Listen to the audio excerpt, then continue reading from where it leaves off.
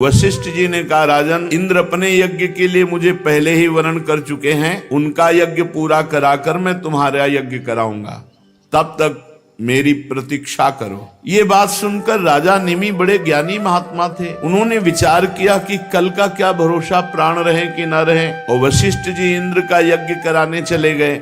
परम ज्ञानी महात्मा निमि ने कि ये जीवन तो क्षण भंगुर है, कल के लिए भगवत कार्य नहीं रोकना चाहिए, तो मुझे विलंब करना उचित नहीं है, ऐसा ज्ञान उनके हृदय में स्फुरित हुआ महाराज निमि के। और उन्होंने दूसरे विद्वान महापुरुषों से कहा, जब तक हमारे गुरुदेव वशिष्ठ जी नहीं आते तब तक आप आचार्य रूप में कार्य करें, और जहां वो आ जाएंगे तो पूरा कार्य वो संभालेंगे। गुरु जी जो वशिष्ठ जी थे इंद्र का यज्ञ संपन्न कराने के लिए गए, और उनके शिष्यों से निमि ने यज्ञ प्रारंभ करा दिया। गुरु वशिष्ठ जी इंद्र का यज्ञ संपन्न करके जब लौटे तो देखा हमारे शिष्यों को आचार्य बनाकर यज्ञ, तो उनका तुम बड़े ज्ञानी बनते हो, हमारा इंतजार नहीं कर सके, मैं शाप देता हूँ, तुम्हें अपनी विचारशीलता और ज्ञान और पांडित्य का घमंड है, इसलिए अभी तुम्हारा शरीर पात हो जाए, शरीर छूट जाए। निमि ने कहा, गुरुदेव आपने शाप दिया, क्या ये धर्म के अनुकूल है? मेरा अपराध क्या? आपने व्यर्थ में शाप दिया, इसलिए लोभवश धर्म का आदर ना करके और गुरु होकर के व्यर्थ में शाप दे दिया, इसलिए आपका भी शरीर पात हो जाए, आपका भी शरीर छूट जाए। निमि महाराज तप और ज्ञान से संपन्न विदेहराज निमि तत्काल लागू हुआ, गुरुदेव का भी शरीर पात हो गया, और गुरु वशिष्ठ जी भगवान के स्वरूप, तत्काल लागू हुआ, शिष्य का भी शरीर छूट गया। वशिष्ठ जी ने अपना शरीर त्याग कर मित्रा वरुण के द्वारा उर्वशी के गर्भ से जन्म ग्रहण किया। राजा निमि के यज्ञ में आए हुए श्रेष्ठ मुनियों ने राजा के शरीर को औषधियों के द्वारा सुरक्षित रख दिया। जब क्षत्र याग की समाप्ति हुई तो देवता लोग आए, तब उन लोगों ने प्रार्थना की कि बिना अपराध के वशिष्ठ जी ने शाप दे दिया, इनका शरीर पूरा हो गया तो जीवित होना चाहिए महाराज निमि को। उस समय देवताओं ने महाराज निमि की आत्मा से बात की, तो उन्होंने कहा, नहीं, मुझे अब देह बंधन स्वीकार नहीं, गुरुजी ने मुझे देह मुक्त कर दिया तो अब देह नहीं धारण करूंगा। विचारशील शरीर से प्यार नहीं करते, भगवान में प्यार करते, आत्मस्वरूप भगवान में। आगे चलकर शरीर छूटना ही था, गुरुजी ने शाप दे दिया, जल्दी छूट गया, बड़ी कृपा हुई, अब मैं कभी शरीर धारण नहीं करूंगा, इस शरीर को कभी नहीं धारण करूंगा। जैसे जल में मछली के लिए सर्वत्र ही मृत्यु का अवसर है, ऐसे शरीरधारी को दुख ही दुख, समस्या ही समस्या, इसलिए मैं शरीर धारण नहीं करूंगा। देवताओं ने कहा, तो आप कहाँ निवास करेंगे? तो कहा, हर प्राणी के नेत्र में, वहां मैं विराजमान होकर भगवान का चिंतन करता रहूंगा, और मैं विराजमान हूं इसका परिचय है अपने आप पलक झपकना, ये इसे निमिष कहते हैं। महाराज निमि यहाँ वास करने लगे। पलक उठने और गिरने के अस्तित्व से मेरा पता चलेगा कि मैं विराजमान हूं। सबके नेत्रों में ज्ञान श्रोमणी विदेहराज निमि विराजमान है। इसके बाद उन महर्षियों ने सोचा कि बिना राजा के तो अराजकता फैल जाएगी, तो निमि के शरीर का मंत्रों के द्वारा मंथन किया तो एक कुमार उत्पन्न हुआ मुर्दे से। जैसे वेन के शरीर से भगवान पृथु का प्रादुर्भाव हुआ, ऐसे ही महाराज निमि के शरीर का जब मंत्रों के द्वारा मंथन हुआ तो जो पुत्र पैदा हुआ वो महाराज जनक थे। जनक जी निमि के मृत शरीर से, जिन्हें वैदेह विदेह कहा गया। वैदेह जनक और मिथिल, क्योंकि मंथन से हुए, उन्हीं के द्वारा बताई हुई मिथिलापुरी है। जनक जी बड़े महान हुए, उन्हीं से भगवत लीला का प्रकाश करने वाली वैदेही जानकी जी प्रकट हुई, उन्हीं के भाव से, उन्हीं के तप से, उन्हीं के भजन से। जब यज्ञ के लिए हल जोत रहे थे तो शीर, हल के अग्रभाग से एक घड़े में चोट लगी और उससे सीता जी का प्रादुर्भाव हुआ। इसी से जनक जी का नाम शीरध्वज हुआ। शीरध्वज के कुशध्वज, कुशध्वज के धर्मध्वज, धर्मध्वज के कृतध्वज और मितध्वज, कृतध्वज के केशिध्वज और मितध्वज के खांडिक हुए। परीक्षित ये जितने महापुरुष हुए सब ब्रह्मबोध संपन्न ज्ञानी महात्मा, सब आत्मविद्या में बड़े प्रवीण आत्मज्ञानी। मिथिलापुरी में निवास करने वाले, मैथिल कहलाने वाले इन नरपतियों का आपको परिचय दिया। ये सब के सब गृहस्थ में होते हुए सिद्ध ज्ञानी महात्मा हुए, द्वंद्वों से मुक्त हुए। याज्ञवल्क्य आदि बड़े बड़े योगेश्वर इन पर महान कृपा करके सत्संग करने जाते थे। यही जनक जी भगवान सुखदेव जी के भी गुरु जी कहे गए। परीक्षित, अब मैं तुम्हें अभी तक सूर्य वंश सुनाता रहा, अब चंद्रमा के पावन वंश का वर्णन करता हूं। इस वंश में महाराज पुरवादि बड़े बड़े पवित्र कीर्ति राजाओं का कीर्तन किया जाता। इसी में भगवान श्री कृष्ण चंद्र जी का अवतार होता है। सूर्य वंश में भगवान श्री रामचंद्र जी और चंद्रवंश में भगवान कृष्ण चंद्र जी। शास्त्र सिर वाले विराट पुरुष भगवान नारायण के नाभि सरोवर के कमल से ब्रह्मा जी की उत्पत्ति हुई। ब्रह्मा जी के पुत्र हुए अत्रि। वे अपने गुणों के कारण ब्रह्मा जी के समान ही थे। उन्हीं अत्रि के नेत्रों से अमृतमय चंद्रमा का प्रादुर्भाव हुआ। चंद्रमा अत्रि ऋषि के नेत्रों से प्रकट हुए। ब्रह्मा जी ने चंद्रमा को ब्राह्मण, औषधि और नक्षत्रों का अधिपति बना दिया। तीनों लोकों पर चंद्रमा ने विजय प्राप्त की और राजस्व यज्ञ किया। और बड़ा विचित्र है, अत्रि जैसे महापुरुष के नेत्रों से प्रकट होने वाले चंद्रमा जो ही तीनों लोकों पर विजय प्राप्त करके राजस्व यज्ञ की सफलता प्राप्त हुई तो एक घमंड बढ़ गया। चंद्रमा को घमंड बढ़ गया। को नरस जन्मा जगमाही प्रभुता पाहि जाहि मदना। यो भारी अपराध हो जाता है घमंड से, अभिमान से। बृहस्पति जी की पत्नी तारा बहुत सुंदर थी। देवगुरु बृहस्पति, बिल्कुल ऐसा नहीं करना चाहिए, लेकिन घमंडी चंद्रमा ने भारी अपराध कर दिया।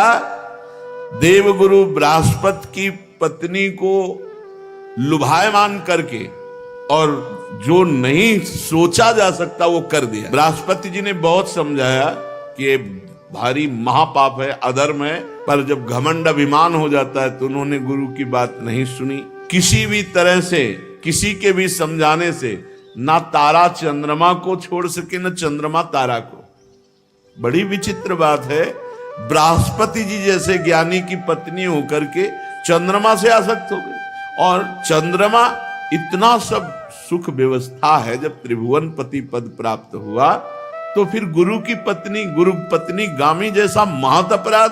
मतलब ये बड़ों में ऐसी गलती पाई गई। इससे पता चलता है कि ये पद, ये प्रतिष्ठा, ये ऐश्वर्य, ये रूप, ये सब नरकगामी बनाने वाला है। चंद्रमा देवताओं में श्रेष्ठ है, परम पवित्र। शुक्राचार्य जी ने अवसर देखा और बृहस्पति जी से आंतरिक द्वेष था ही, तो चंद्रमा का पक्ष ले लिया। जब शुक्राचार्य जी ने चंद्रमा का पक्ष लिया तो सारे असुरगण चंद्रमा के पक्ष में। और महादेव जी भी बहुत प्यार करते थे चंद्रमा से। विद्या गुरु अंगिरा जी के पुत्र बृहस्पति जी का विरोध करने वाले सब चंद्रमा के साथ। महादेव जी ने कहा, चंद्रमा तुम बहुत गलत किए, बहुत गलत है, वापस कर दो तारा को, नहीं तो हम बृहस्पति जी का पक्ष लेके जब खड़े होंगे। चंद्रमा को प्यार करते हैं। द्वितीया का चंद्रमा भगवान श्री मस्तक पर मुकुट में धारण करते। देवराज इंद्र समस्त देवताओं के साथ, गुरु बृहस्पति के साथ अब तारा को निमित्त बनाकर भारी महासंग्राम की स्थिति आ गई। तारा जी को समझ में नहीं आया, हमारे प्रीतम इसके गुरु हैं, हम गुरु माता हैं, और उसकी समझ में नहीं आया अहंकार, क्योंकि चंद्रमा बहुत रूपवान। ऐसे ही तारा जी बहुत रूपवान, बृहस्पति जी की पत्नी इतनी बड़ी जगह से फिसल गए। बृहस्पति जी की पत्नी तारा जी और भगवान चंद्रमा, भगवान ही कहे जाते, सूर्य चंद्र भगवान। बिना भगवान का भजन किए बुद्धि किसी की शुद्ध नहीं रह सकती। अंगिरा जी ब्रह्मा जी के पास गए कि महाराज घोर महासंग्राम शुरू हो जाएगा।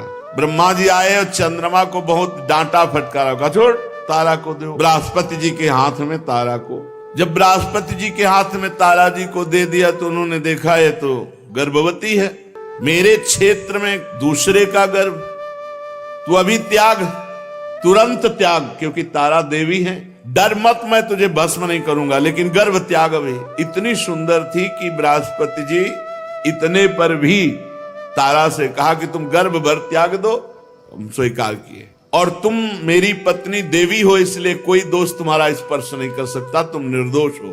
अपने पति की बात सुनकर तारा जी ने अत्यंत लज्जित होकर गर्भ का त्याग किया। देवी है, सोने जैसा चमकता हुआ बालक। अब जब बालक प्रकट हुआ तो बृहस्पति जी लुभायमान हो गए और चंद्रमा ये मेरा पुत्र है, तुम्हारा अधिकार नहीं। बृहस्पति जी से कहा है तो अरे अब तो घुटने टेक देने चाहिए कि सब कुछ प्रभु आपका, गलती क्षमा करो। चंद्रमा ने कहा ये तेजस्वी पुत्र मेरा है, आपका नहीं। और आप ध्यानस्थ होके देख लो कि मेरा है कि नहीं। समस्त ऋषियों ने तारा से कहा तुम ही बता दो किसका है। तब लज्जावश वो कैसे बोले कि चंद्रमा का है। तब वो तेजस्वी बालक जो प्रकट हुआ था उसने कहा झूठी लज्जा करने वाली, तू अपने कुकर्म को क्यों नहीं बोल रही है। उस बालक ने डांटा तारा को। ब्रह्मा जी ने कहा तारा से कि हमको बता दो, क्योंकि मां ही जानती असली पुत्र का धाता कौन है। तब तारा ने धीरे से कहा चंद्रमा का पुत्र है। न्याय हो गया। बृहस्पति जी ललचा गए थे। चंद्रमा ने उस बालक को ले लिया ब्रह्मा जी के। बड़ी अदालत है ब्रह्मा जी। ब्रह्मा जी ने उस बालक का नाम रखा बुध, क्योंकि बड़ी धीर गंभीर बुद्धि। अब चंद्रमा को बहुत आनंद हुआ बुद्ध को प्राप्त करके। बुद्ध के द्वारा इला के गर्भ से पुरुरवा का जन्म हुआ। एक दिन इंद्र की सभा में देवर्षि नारद जी पुरुरवा के रूपशील गुण उदार संपत्ति वैभव का वर्णन किए तो उर्वशी के हृदय में भाव आ गया और देवांगना सर्वश्रेष्ठ अप्सरा महाराज पुरुरवा को पति रूप में वर्ण करने के लिए भूतल पर आ गए। पुरुष शिरोमणि पुरुरवा मूर्तिमान कामदेव जैसे सुंदर थे। सुंदरी उर्वशी ने धैर्य धारण करके पुरुरवा को पति रूप में वर्ण किया।